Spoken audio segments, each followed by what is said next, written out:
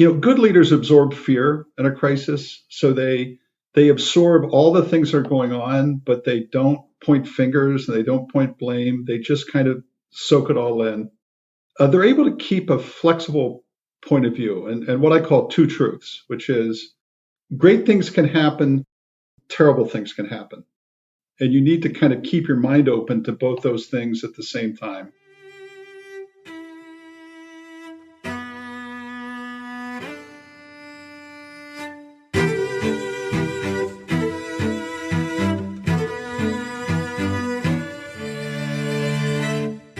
Welcome to The Knowledge Project, a podcast about better thinking, problem solving, and decision making. I'm your host, Shane Parrish. If you're listening to this, you're not currently a supporting member. If you'd like special member-only episodes, access before anyone else, transcripts, searchable transcripts, and other member-only content, you can join at fs.blog. Check out the show notes for a link. Today I'm speaking with Jeff Immelt, the former CEO of General Electric. Jeff was the CEO during three major crises, 9/11, Enron, and the financial crash. His legacy at GE is at best controversial. In this wide-ranging conversation, we dive into what happened and why, what it's like to follow in the footsteps of someone who many consider to be a great leader, and the reality behind that, getting the information you need to make decisions, activist investors, fighting complexity, the mismatched timelines between CEOs and shareholders, unions, and so much more. It's time to listen and learn.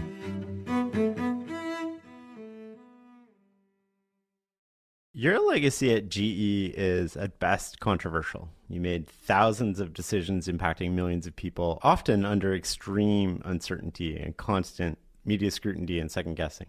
You inherited a pile of shit following a cult-like leader and then steered the company through 9/11, Enron, and the financial crisis. What was the hardest part of your tenure at GE?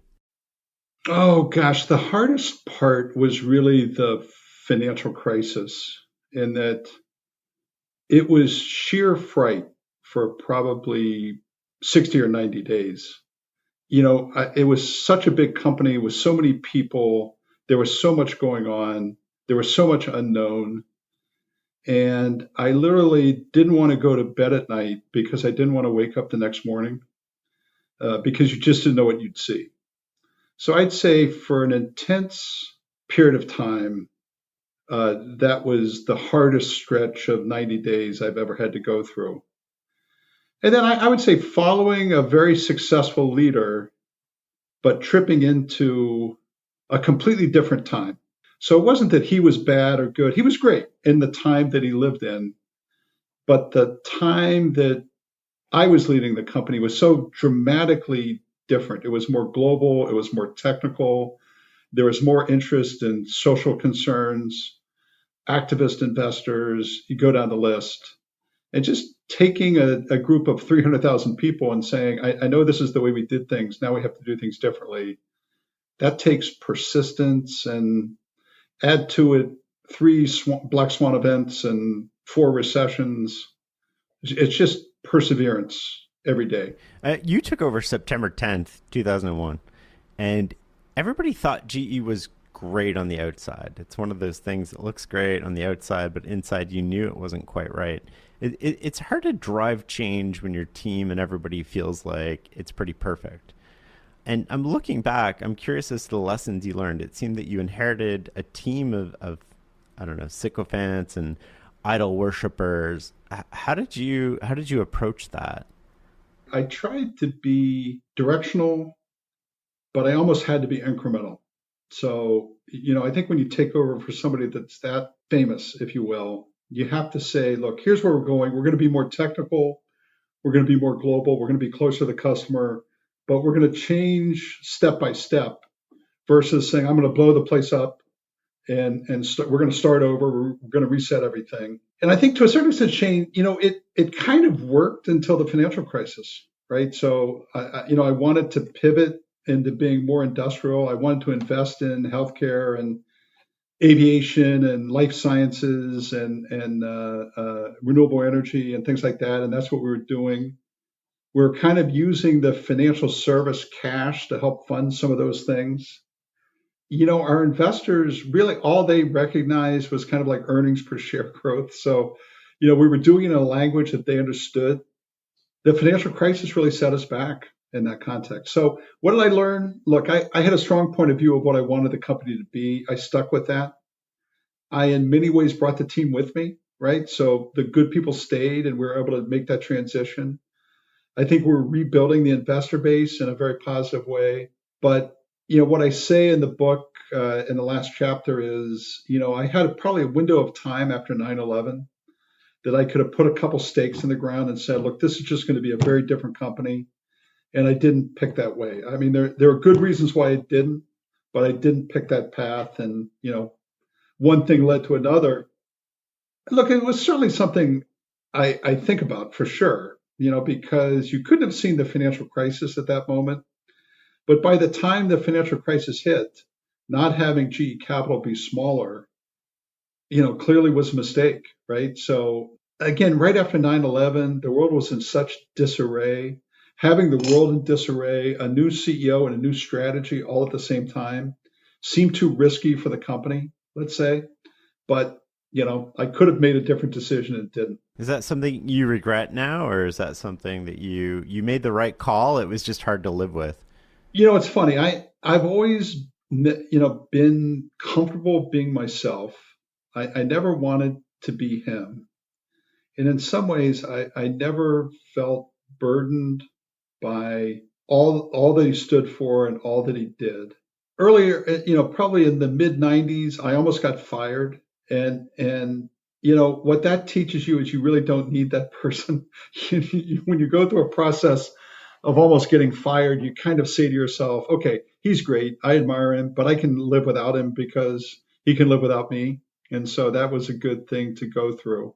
The hard thing was outside the company, right? The hard thing was I spent 15 years hearing every Jack Welch story.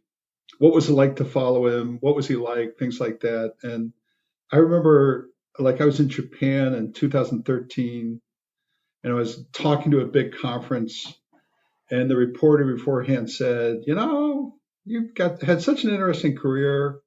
What was it like, following Welch? I said, I laughed. I said, oh, I've been asked the question in every language. I just kind of shrug it off, et cetera, et cetera. So we go out in front of 2,000 people. It's the first question he asks. Like, I want to say, dude, I thought we handled that backstage. Do we have to go through this? Do we have to go through this again? So, those things were a nuisance, but I enjoyed working for him immensely. I liked him a lot. I learned a lot from him. But the world just changed so dramatically that a different playbook was required. Tell me about the story of you almost being fired. Yeah, I was in GE's plastics business for a lot of my early career. And in 1994, there was a lot of inflation, and we were stuck with some long-term contracts. We couldn't get price up fast enough. We got crushed with inflation. Our margins went down, and we missed our numbers by probably 25% or 30%. We always had a kickoff meeting, and he seeks me out at the kickoff meeting and corners me like in the lobby of the hotel. And, I was talking to some friends, and pretty soon they all disappear. And it's just the two of us. And he said to me, Jerry, you just had the worst year in the company. You're the worst human ever. You're the worst person ever. You just did a terrible job. And I just stood there and took it. And I said, look, Jack, you're never going to have to fire me. I'll quit on my own, but we're going to get this turned around. It's going to work, et cetera, et cetera. Careers are good days and bad days. And what it teaches you is like you're kind of the same person on a bad day as a good day.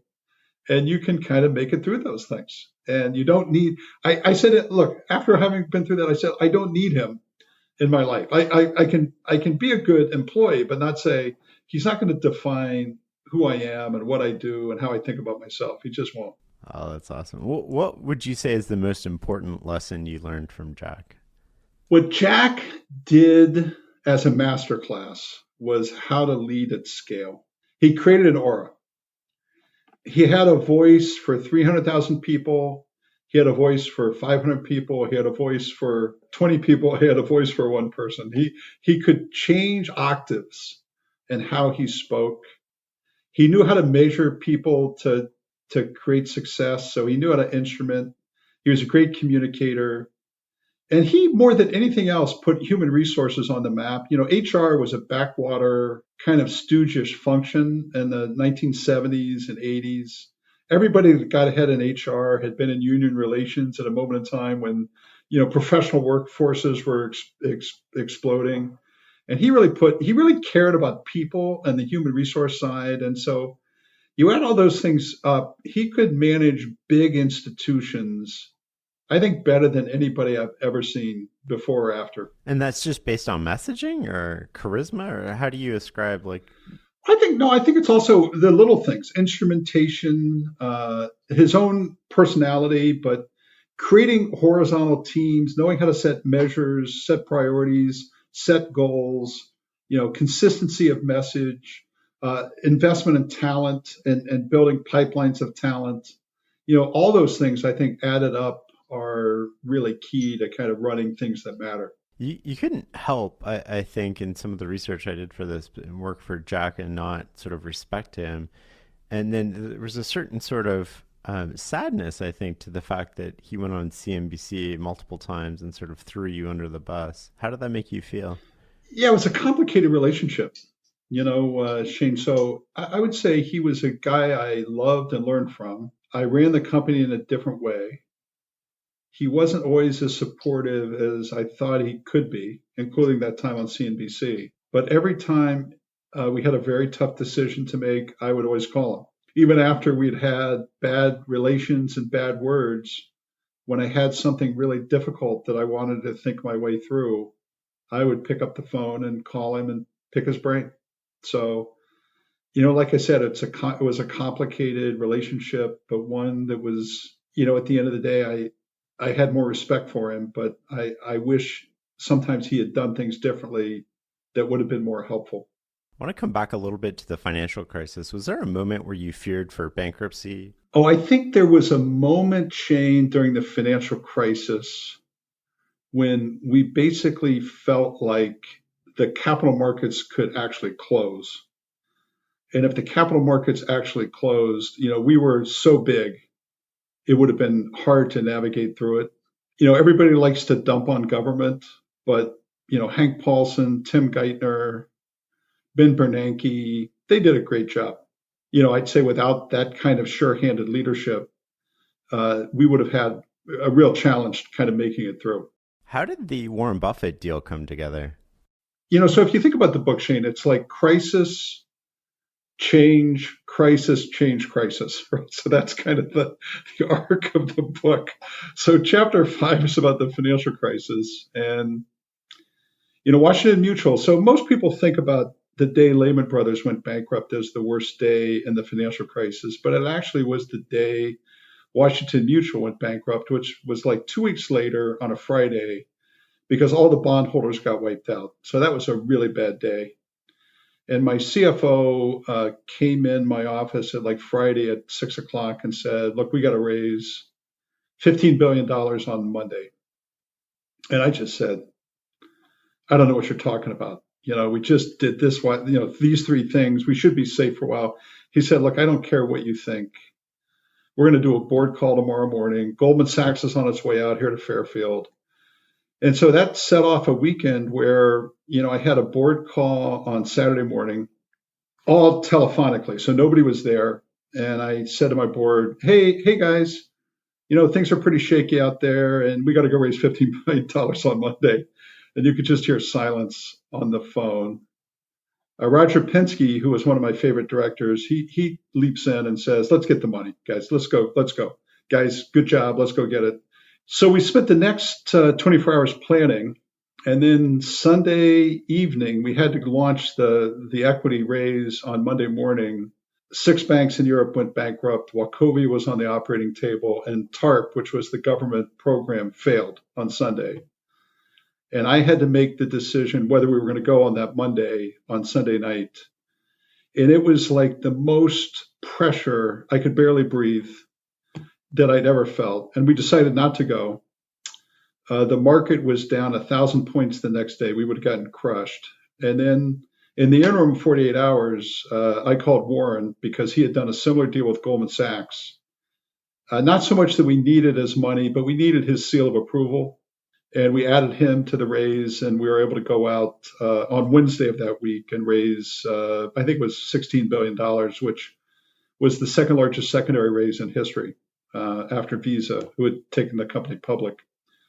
So it was just frightful. But again, it's where the relationships I had built with Warren over time, paid off, because I think he trusted me and he believed in the company, and his investment really mattered at that moment in time.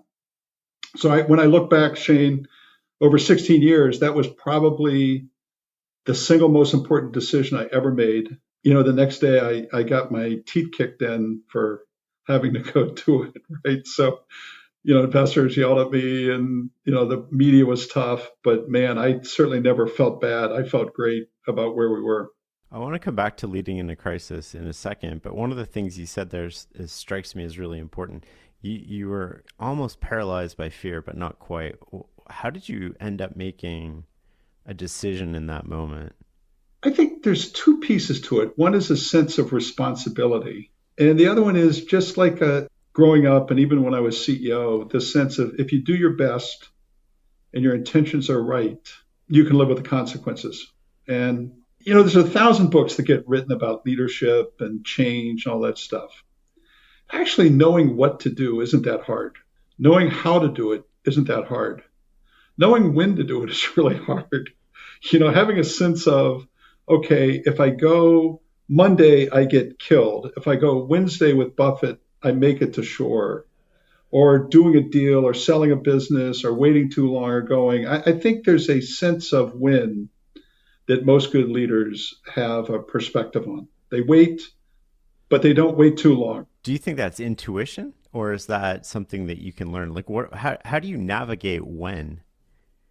I think it's a function of information. So some people need too much information. Some people say, look, I have 80% of what I need, and that's enough. So what I find is that different people distill information in different ways. And so you have enough information to make a decision, and then you try to balance other social factors, like if I don't move now, what happens next, and things like that. And you have to balance those two things. I hate to call it intuition because it sounds too squishy, but I think it's some combination of intellect, curiosity, and just comfort in your own skin that there's not one thing you can do and not be criticized. So you're not really in the game of perfection. You're in the game of progress. And particularly in a crisis, I see lots of leaders in a crisis look for style points. Sometimes style points are survival. You're breathing. You made it to tomorrow. That's great, right? Therefore, if you get criticized, it just doesn't matter that much. It strikes me that, I mean, you got to manage through three distinct crises. Very few CEOs have ever done that, especially about such a large company with such a long tenure. It strikes me that there's people that finger point during a crisis, and there's people that do things, and the overlap between those two groups is really small. I'm curious as to what you learned about leading in a crisis. What can companies take away from this today to prepare for future crises and do now? Good leaders absorb fear in a crisis, so they absorb all the things that are going on, but they don't point fingers and they don't point blame. They just kind of soak it all in.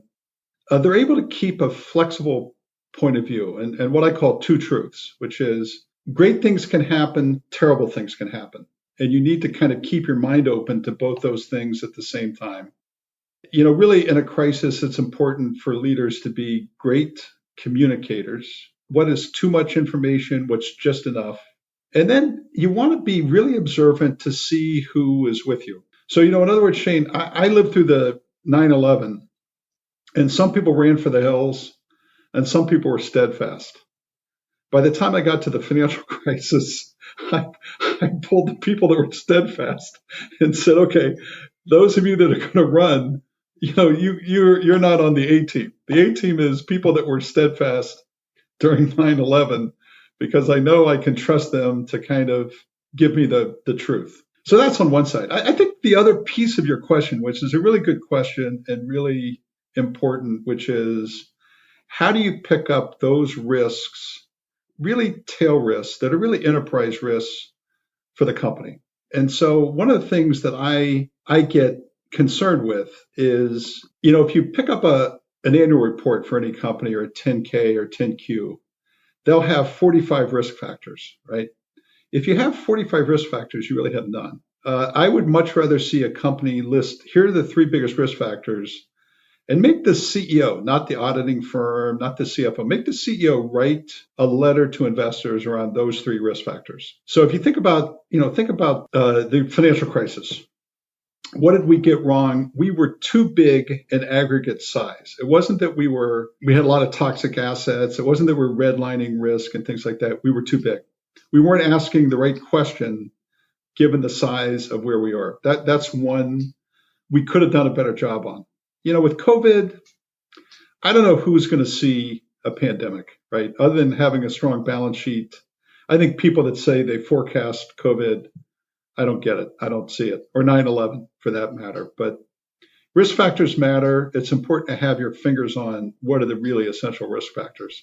I want to ask a follow-up to that, but before we do, I just want to ask, are there routines or habits that you had that helped you get through this, like exercise, or what were the things that grounded you throughout the crisis?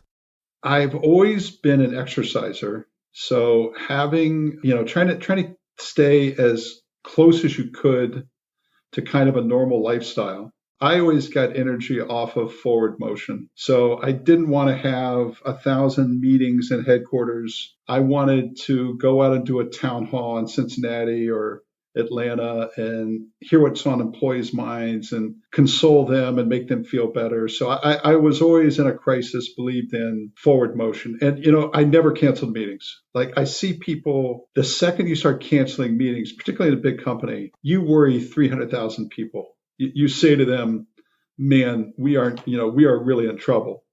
And so you try to keep as much of a schedule as you possibly can. Now, I want to come back to sort of the black swan preparedness, if you will. You said in the book, you're a trust me company until you're not. And I'm sure that's a powerful lesson when you're dependent on the kindness of strangers. Looking back, how do you feel about balance sheet management and fragility? How do you consider the need to keep up during the good times and balance that, which might mean carrying more debt, with playing offense through the entire cycle?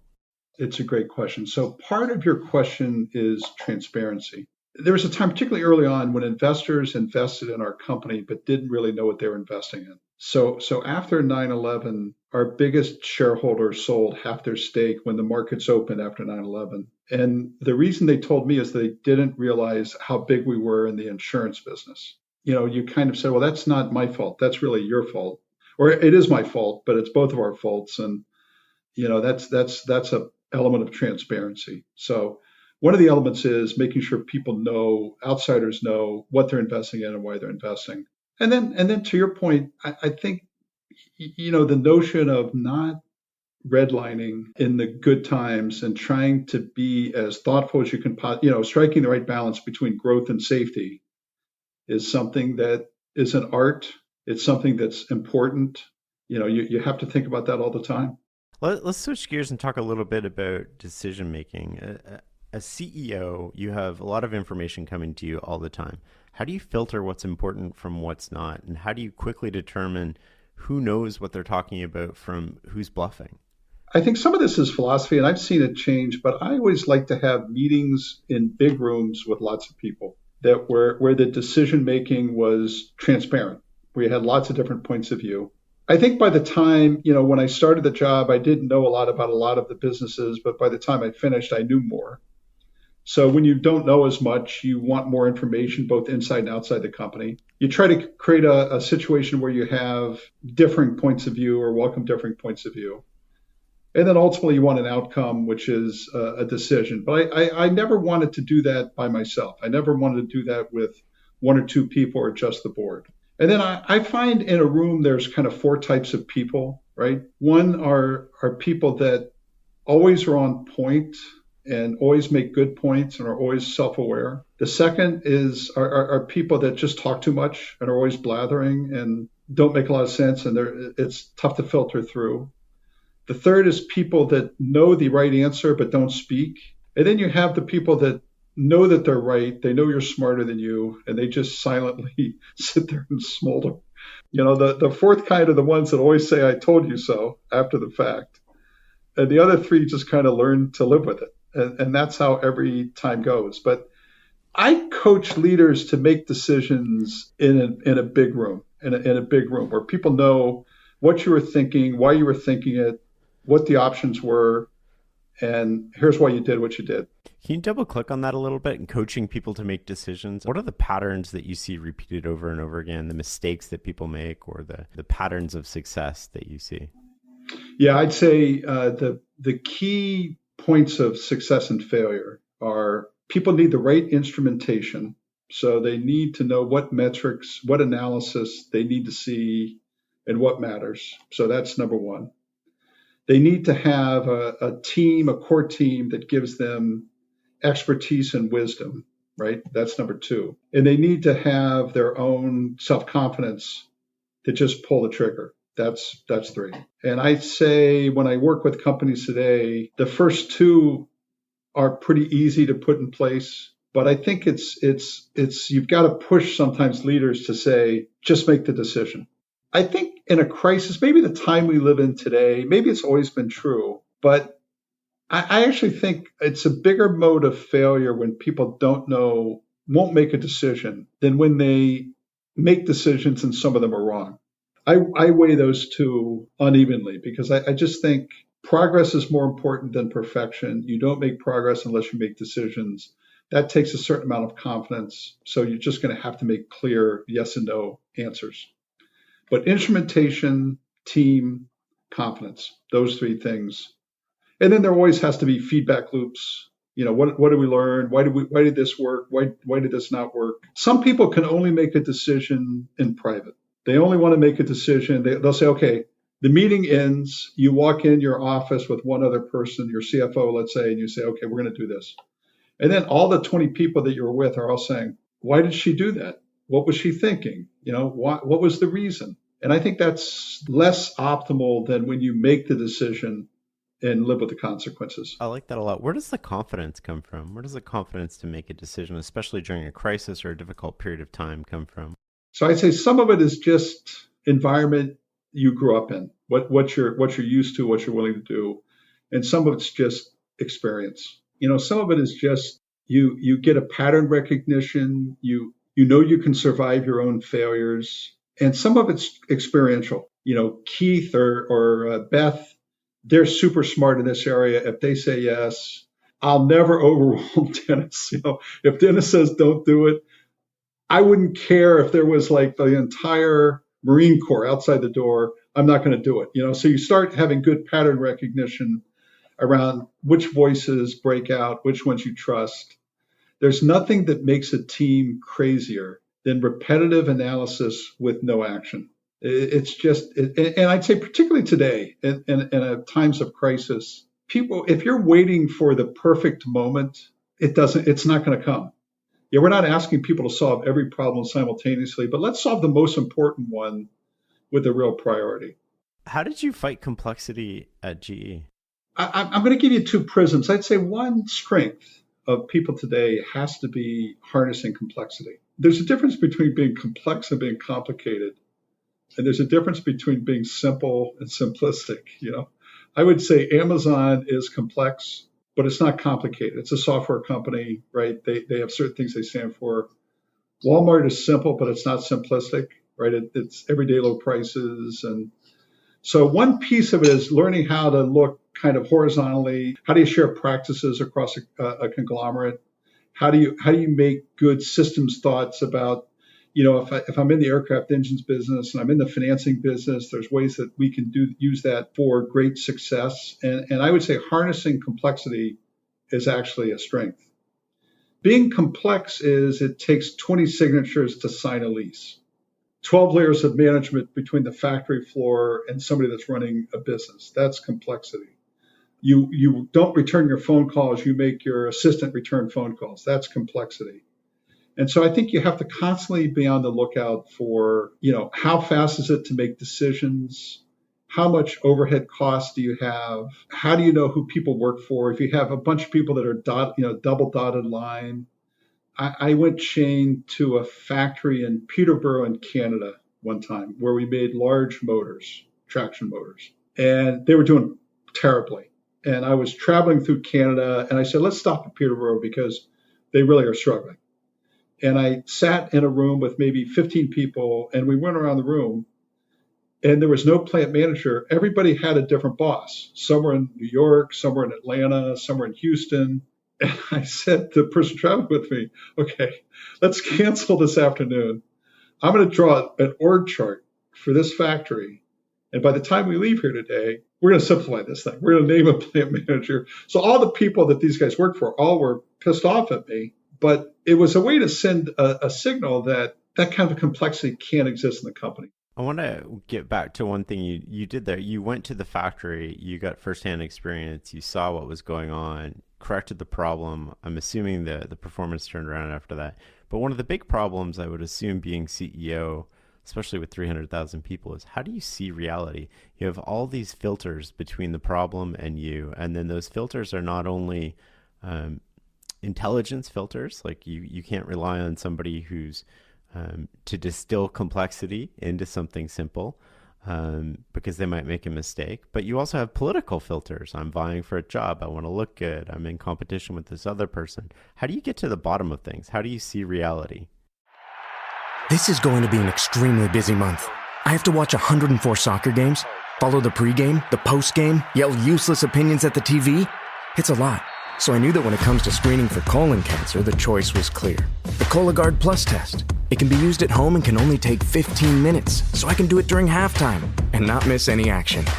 If you are 45 or older and at average risk, ask your healthcare provider about screening for colon cancer with the Cologuard test. You can also request a prescription at Cologuard.com.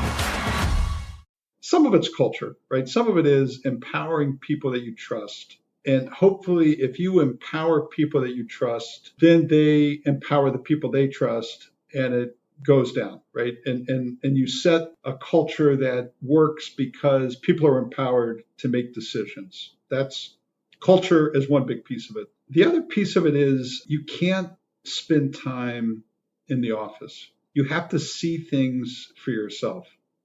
So I always made it a point to travel. I would travel to businesses, I would travel to customers, I would travel to markets, regions.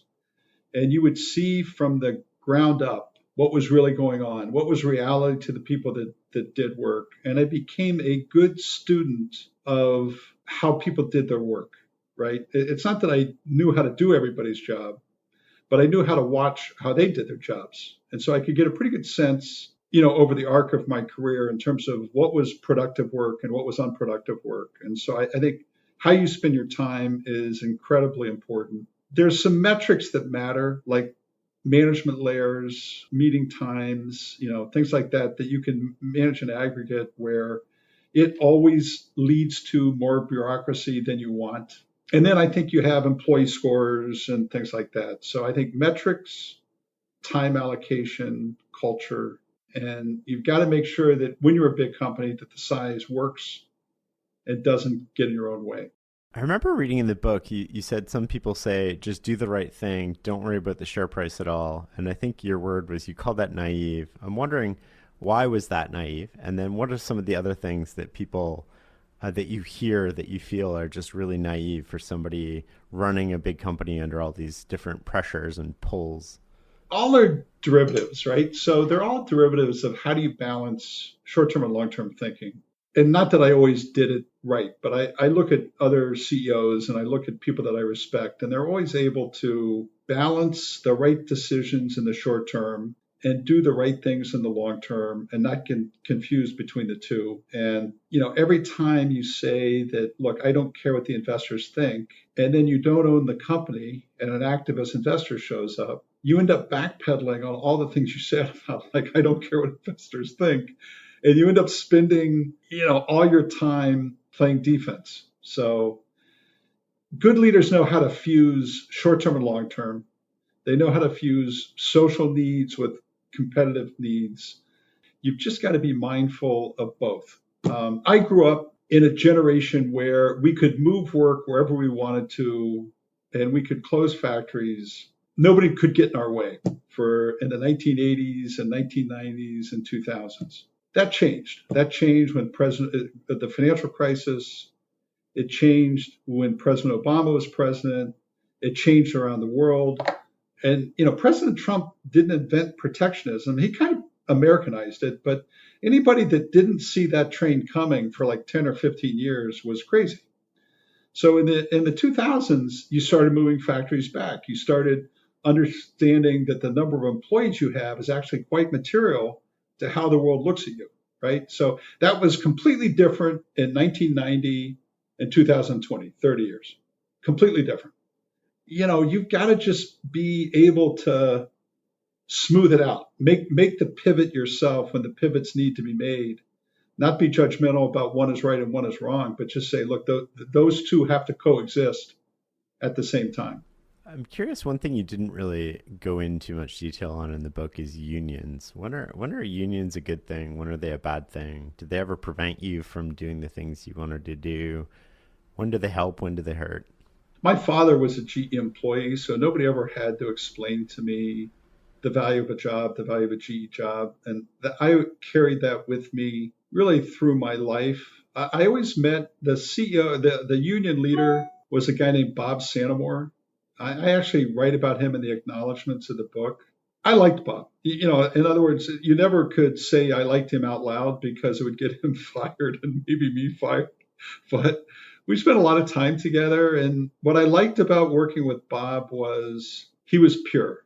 He was solely about jobs. And you could work with him on healthcare, other things, as long as there was some way you could demonstrate to him that we were willing to move jobs to help him out. And we did some, not hugely, but we did the ones that matter. And so I think, look, if you had asked me this question 15 years ago or even 20 years ago, I would say unions, I was trained to say unions are terrible. And if you're a plant manager and you get unionized in your plant, you're probably going to get fired. In some ways, there hasn't been enough texture, enough context around working men and women and how important they are and how they should be treated. And to a certain extent, we're all paying the price for that right now. So wait, double click on that for a second. I don't quite understand that. Yeah, again, it goes back to say, look, I can close a factory, move all the jobs to Mexico, and I'm still going to be a hero. In 1992, that was the world we lived in. That can happen once or twice or three times, but when it happens for an entire generation, you end up with a hollowing out of kind of the workforce that's not constructive and not real, right? So if you take a job, let's say building a refrigerator, and you say in Mexico now you're going to pay somebody $6 an hour, and let's say Louisville, Kentucky, you're going to pay somebody $22 an hour, 25.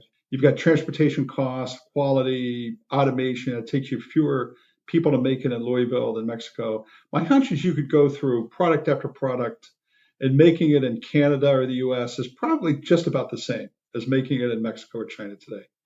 But nobody ever talks that way. Nobody ever wants to take that on. But that's true.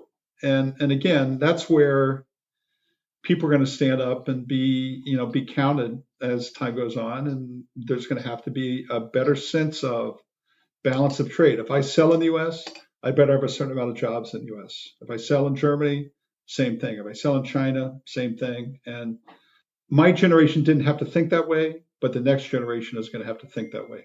I want to switch gears a little bit here. There are times before you became CEO, you wrote about in the book that you wish you had spoken up. I'm thinking specifically around some of the GE Capital deals. But I'm sure there was other times. Why didn't you? And what gets in the way of a culture of honesty? The first thing I'd say is, one of the reasons why I got ahead in the company itself was because I was a little bit of a pain in the ass. I respected rules, but I didn't always follow all of them. And that actually is a way to kind of break out in a big company. So it wasn't that I was totally a lamb, but one of the things you have to worry about in big legacy companies is just the power differential. You have to pick your spots, and there is just such a disproportionate decision-making authority and things like that, fighting every day doesn't make as much sense. Like my relationship with Jack, when I was in my domain, in the healthcare domain, I fought hard for the things I believed in and won more than I lost. But when I was on when I was running the healthcare business and on the GE Capital board, it wasn't my domain per se, so it was a harder thing to push back on, even though In retrospect, I wish I had. But I just think in a very fluid world, it's hard for the leader to always ask what everybody thinks. And it's hard for the subordinate to break through the power differential, particularly in areas where you don't have as much domain expertise. I'll give you a funny one. It's going to sound like so funny.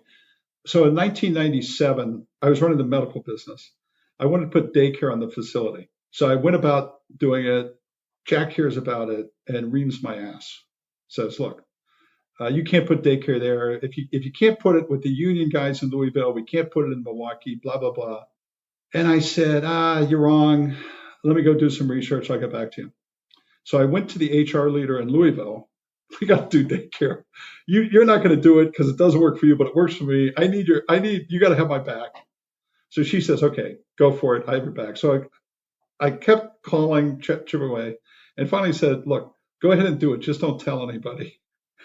So if you're persistent, if you continue to chip away, even when the power differential is vast, you can get things done. But it's one of the challenges of a big company. It's just making the culture such that you feel all the right people feel free to speak. You mentioned something there about domain expertise, which I think is interesting. GE was, for most of your time there and the time before you, I think under Jack, it was known for generalist sort of management in place in a lot of the businesses. You'd be running plastics one day and aviation the next day. Well, what are your views on that now, and how have they changed? What I always say is that I learned so much working for Jack, but the world changed very dramatically between the 1990s and the 2000s and beyond. And I think that there is a role for generalists, but it's harder to be successful in the world today unless you're kind of deep domain, particularly technically. The best CEO I had working for me in GE was the guy that ran the aviation business. He was great at the technology, knew the people. He knew all the initiatives that the company was trying to drive, but he was just a really deep domain technical leader. And that was really what I was trying to groom and what I think is important today. If you look at Bezos, Amazon's a conglomerate, but it's a software company. Google's a conglomerate, but it's an AI company. Walmart is huge. It's a retailer. The companies that do well today are extremely deep. And I think to a certain extent, we had a ton of good people, but we were creating perfect managers for private equity. If you look at the basic GE toolkit that I grew up with, it was almost the perfect match for private equity, where you took a company, you had 5 years to turn it around. You didn't have to make big bets on products and technology. And so I think to a certain extent, some of the people who left GE did best in private equity versus going to run other companies. But I think we live in a domain world. We live in a deep domain world. That's interesting. You said in the book that your peers promote you, but an erosion with your team gets you fired. Can you explain that statement?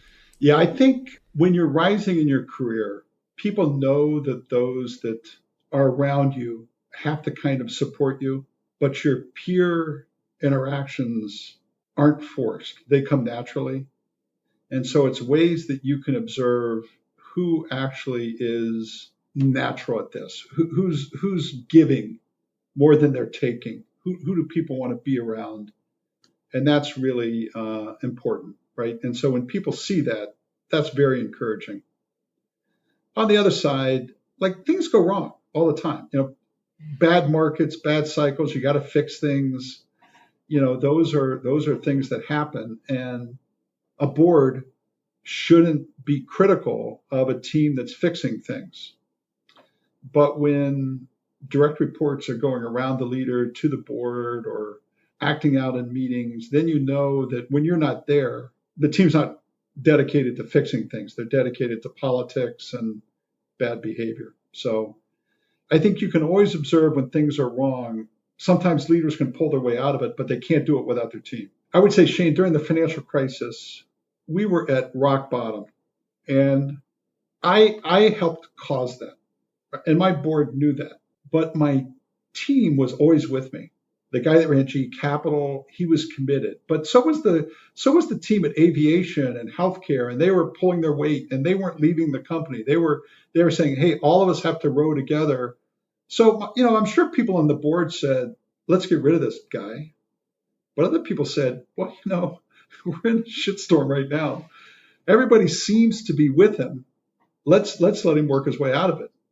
That's very different when you walk in, you're not making your numbers, and everybody who's there is running their own play. That's when a board has to step in and make a change. How did you go about personally learning while you were CEO? I spent a lot of time networking. So there were 5 CEOs in the New York City area. It was me and Ken Chenault from American Express, Sam Palmisano, and then Jenny Romney from IBM, Steve Reinman, and then Indra Nooyi from Pepsi, and Bill Weldon, and then Alex Gorski from J&J. And we had dinner every quarter. We would rotate slots, and it was just kind of a Lonely Hearts Club. And we'd sit around and talk about who's a good board member, how do you run your board meetings, how do you pay your team, different things like that. That was great. And then I spent a lot of time, when you run GE, everybody will see you once. So I would spend a lot of time off the beaten path, getting to know scientists and startup people and political figures, kind of out of sequence. Like when I didn't need anything, like Mark Benioff was an early friend, right? When he was just starting Salesforce. And I'd go to California and say, teach me about cloud computing and how do you use CRM, and not do it at a big meeting, but doing it one-on-one over dinner. I spent a lot of time just seeking people out. That's how you really learn. You've got to be the initiator. You have to be constantly curious. You have to see people when you don't need anything. I mean, that's really one of the secrets to life. Like everybody, when they need something, they call and say, hey, buddy, can you help me on this? But that's never when you're going to learn. And people hate that. I hate that. Other people hate that. Are there any small habits that you have that you think lead to remarkable results that other people don't realize? I'm not sure I'm going to be completely profound. I think being well-read is actually extremely important, more important than people give credit to. Watching how people work, just sitting and saying, why did you do that? How did you do that? Right? What were you thinking about? I would walk through a factory and I would stop at a station and I would just spend 20 minutes talking to the frontline people on why did you do the things you did? And I would screw up everybody's schedule, but it gave me kind of insight that was broader than getting kind of canned presentations while walking a factory. So asking people what they do, it sounds so silly and stupid, is actually quite profound. Show me how you do. Show me why you do what you do. Show me how you do what you do. I'm on the board of Twilio, a software company in California, and they make all the board members build an app. I think that's brilliant, right? Because they sign you a developer. I built an app that my students could have, so they could, after every class, they could send a text and say, this was terrible, this was good. They could give me a ranking. So it took me 4 hours to build that app. The guy could probably have done it in 7 minutes. Oh, wow. But it was... Yeah, that's the fun of it though, right? Like you're learning. You're totally. No, totally. And it assigned me a developer who he and I still text today, and he's a frontline guy at Twilio, great person, but it was awesome. I want to end with a question. We've been getting a lot of emails from high school teachers lately who listen to our podcast in their class with business leaders and specifically are interested in what advice you would have for high school students. Learn how to be a good friend. Learn how to be a good friend. You live a life with ups and downs, no matter what you pick. And you never model your life for like a crappy day. You always model your life for a sunny day. I think if you think about yourself in terms of modeling for, if you model your life to start thinking about risk at an early day, you understand that if you have a few people around you, you can make it through anything. And if you have nobody around you, when the inevitable really lousy day happens, it sets you back further than you think.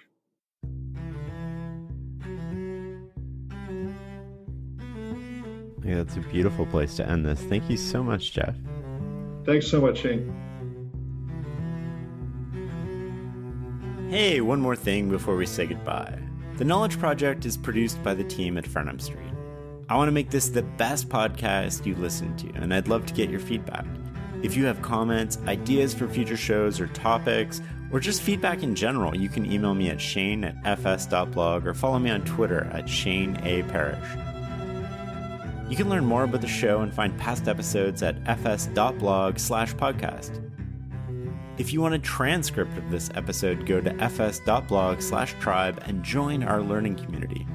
If you found this episode valuable, share it online with the hashtag The Knowledge Project or leave a review.